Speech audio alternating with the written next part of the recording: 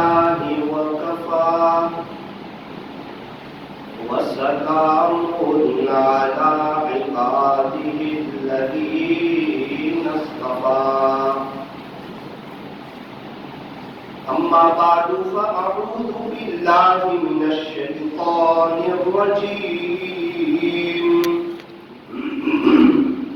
بسم الله الرحمن الرحيم كل نفس ذائقة الموت صدق الله مولانا العظيم وقال النبي صلى الله عليه وسلم الدين يسر أو كما قال عليه الصلاة والسلام موت سے کس کو رستگاری ہے آج وہ تو کل ہماری باری ہے آگاہ اپنی موت سے کوئی بشر نہیں سامان سو برس کا پل کی خبر نہیں گیا وقت پھر ہاتھ آتا نہیں مرا بیل گھاس کھاتا نہیں زندگی ہو رہی ہے مثل برف کے کم رفتہ رفتہ چپکے چپکے دم بدم غنیمت سمجھ زندگی کی یہ بہار کہ آنا نہ ہوگا یہاں بار بار کہ آنا نہ ہوگا یہاں بار بار صبح ہوتی ہے شام ہوتی ہے عمر یوں ہی تمام ہوتی ہے ایک دن مرنا ہے آخر موت ہے کر لیں جو کرنا ہے آخر موت ہے دنیا کے مسافر منزل تیری خبر ہے طے کر رہا ہے جو تو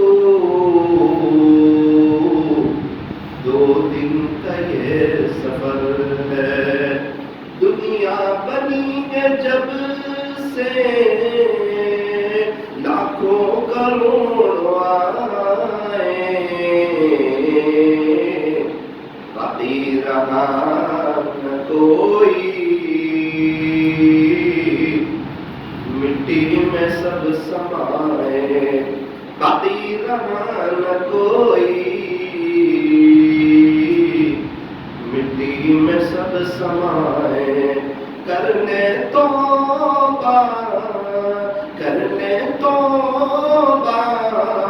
ابھی بھی وقت ہے پھر یہ نہ کہنا کہ حساب بہت سخت ہے موت سے کس کو رستگاری ہے آج بابو بھائی تو کل ہماری باری ہے. درود شریف.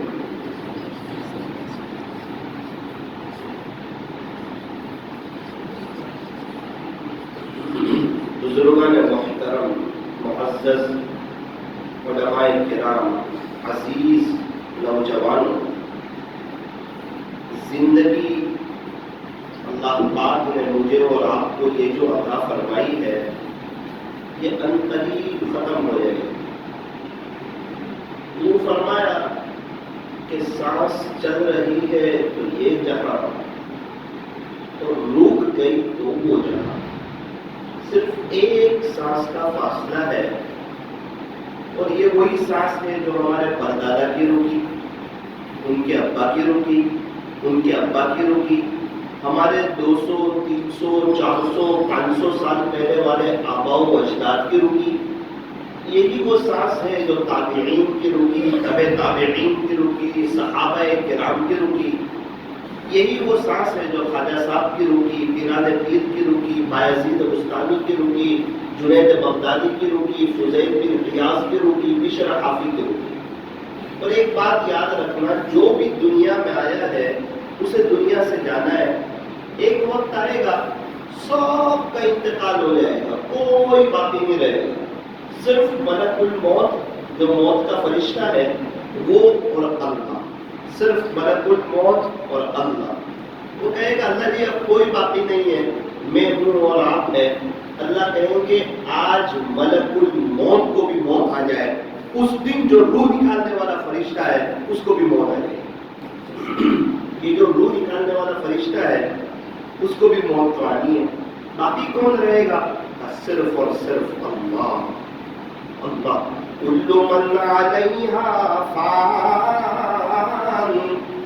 خلاصہ یہ کہ ہر چیز فنا ہو جائے گی، ختم ہو جائے گی. باقی کیا رہے گا؟ وَيَبْقَى وَجْهُ رَبِّكَ ذُو الْجَلَالِ وَالْإِكْرَامِ. صرف اور صرف تیرے رب کا جاہ و جلال باقی رہے گا. اللہ سے محبت کرنے والے بہت خوش ہوں گے اس دن. ان کو اللہ ہی کام آئے گا. انتقال کے وقت کا اللہ ہی کام آئے گا، قبر میں کا اللہ ہی کام آئے گا. اور اللہ کب کام آئے گا؟ جب ہمارے نبی کی نقل اتارے گا، جب سنت طریقے پر چلے گا. جس طرح خواجہ صاحب نے زندگی گزاری، پیران پیر نے زندگی گزاری، بایزید بستانی نے زندگی گزاری، جس طرح انہوں نے زندگی گزاری ان کی طرح زندگی گزارے گا تو آخرت میں بڑا اونچا مقام ملے گا. صرف نام لینے سے مقام مل جائے گا؟ صرف نام لینے سے نہیں. ایک کافر ہے وہ کہتا رہے مجھے مسلمانوں سے بڑی محبت ہے، مسلمانوں سے بڑی محبت ہے، مسلمانوں سے بڑی محبت ہے. تو کیا اس کو وہ مسلمان ہو جائے گا؟ تو کہا ایسا نہیں. عمل عمل. میں کہتا رہا ہوں چائے چائے چائے چائے، تو کیا چائے بن کے آ جائے گی؟ ایسا نہیں. میں کہتا رہا ہوں دکان کی سٹل گرا کر پیسہ پیسہ پیسہ، کیا پیسہ آ جائے گا؟ تو کیا ایسا نہیں ہوتا. اللہ پاک نے دماغ دیا ہے، مجھے چاہیے کہ میں سٹل کھولوں، دکان میں سامان بھرواؤں، گراہک کو وقت دوں، ان کے ساتھ اچھی طرح بات کروں، تب رات میں میرے ہاتھ میں کچھ پیسہ آئے گا. ایک بچہ کہتا رہے حافظ، مجھے حافظ بننا ہے، حافظ بننا ہے، حافظ بننا ہے، اور قرآن شریف نہ کھولے، حافظ بن جائے گا. ایک شخص کو اولاد چاہیے، شادی نہ کرے، بچے بچے بچے، کیا بچے آ جائیں گے؟ ایسا نہیں ہوتا. ایک شخص کہے میں نمازی میں نمازی میں نمازی میں نمازی، تو اس سے نمازی بن جائے گا؟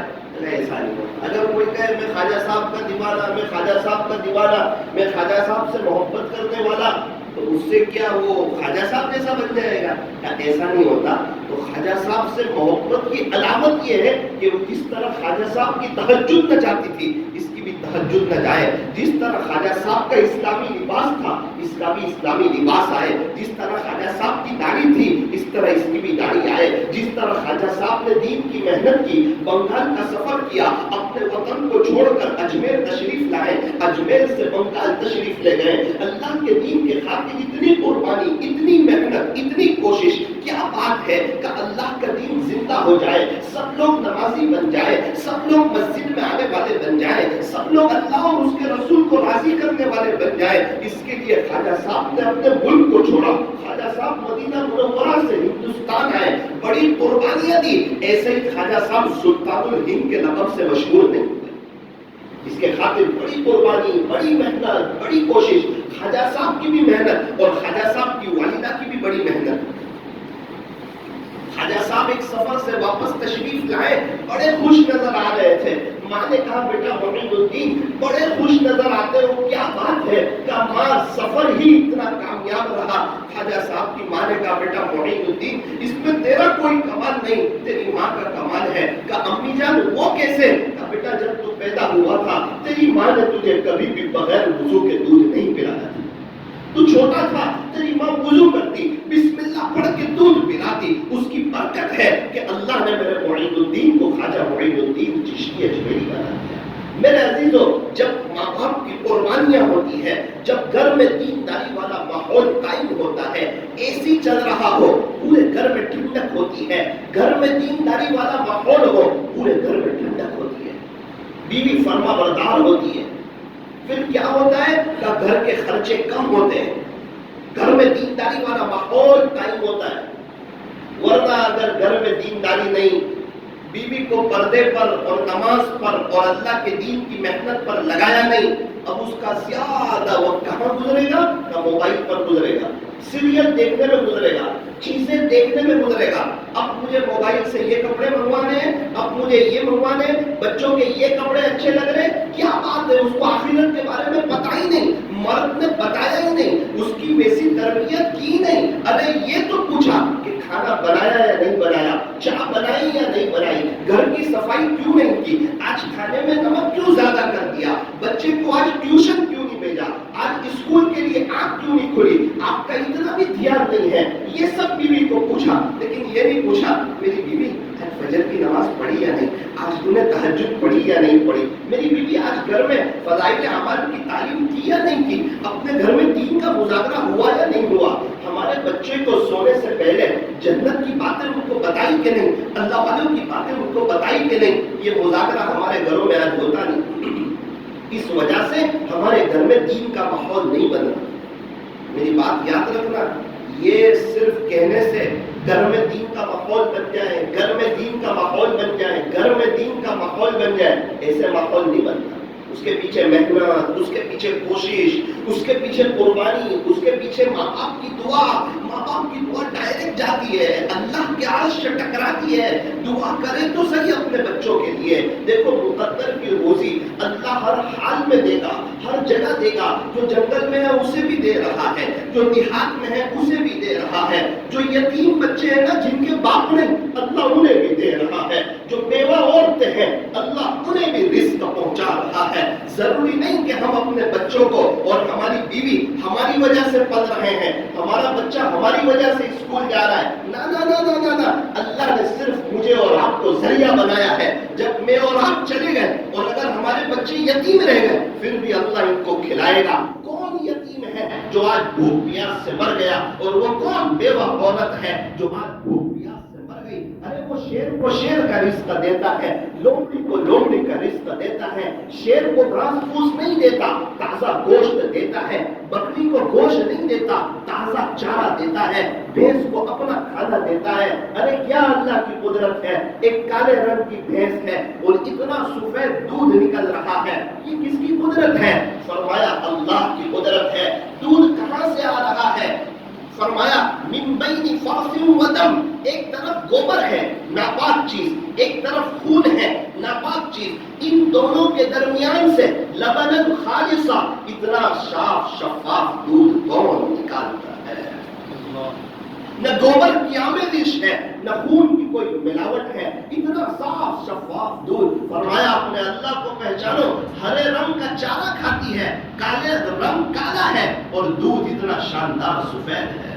دودھ کے اندر ملائی نظر آتی ہے؟ فرمایا نہیں آتی۔ ملائی کون لاتا ہے؟ ملائی کے اندر گھی نظر آتا ہے؟ فرمایا نہیں نظر آتا۔ یہ گھی کون لاتا ہے؟ یہ کریم کہاں سے مل رہا ہے؟ یہ فریش کریم کہاں سے مل رہا ہے؟ یہ مکھن کہاں سے مل رہا ہے؟ اور اللہ نے تقریباً پوری دنیا کے لوگوں کو دودھ کے ساتھ جوڑ دیا کہ بھائی چائے بنانی ہو کا دودھ کی ضرورت، آئس کریم کھانی ہو کا دودھ کی ضرورت، جوس پینا ہو کا دودھ کی ضرورت۔ دنیا کے لوگوں کو دودھ کے ساتھ جوڑ دیا۔ ملائی کھانی ہو، فرمایا کہ دودھ کی ضرورت۔ ایک بھینس ہے روزانہ 6 لیٹر دودھ دیتی ہے، شام کو 6 بجے، ابھی 6 بجے دودھ نکالنے کے لیے بیٹھے، 1 لیٹر دودھ نکالا۔ ماہرین سے پوچھا اندر کتنا دودھ موجود ہے؟ کہا کہ اندر 5 لیٹر دودھ موجود ہے۔ اچھا 5 لیٹر دودھ ہے تو ابھی نکلے گا 5 لیٹر؟ بولے ہاں نکلے گا مولانا، کیسی بات کر رہے ہو، روزانہ نکلتا ہے۔ اس کے تھن جو ہے وہ لبالب دودھ سے بھرے ہوئے ہیں، ابھی 1 لیٹر نکالا ہے، ایسے ہاتھ کرو نکلنا شروع ہو جائے گا۔ ارے اس کو ذبح کر کے دیکھو، ایک قطرہ نظر نہیں آتا، یہ دودھ کہاں سے آتا ہے؟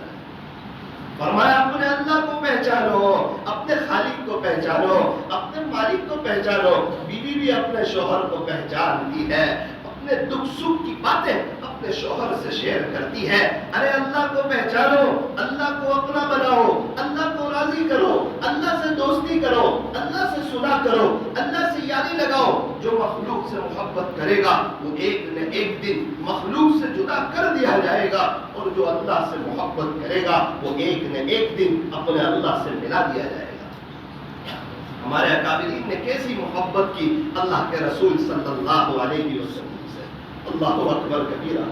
آپ نے نام سنا ہوگا حضرت مولانا رشید احمد صاحب رحمت اللہ علیہ کا، کیسی محبت۔ ایک شخص آئے کہ حضرت میں حج کے لیے گیا تھا۔ اچھا ماشاءاللہ، پھر میں مدینہ منورہ گیا، بہت خوب، میں وہاں سے آپ کے لیے ایک کپڑا ہدیے میں لایا ہوں۔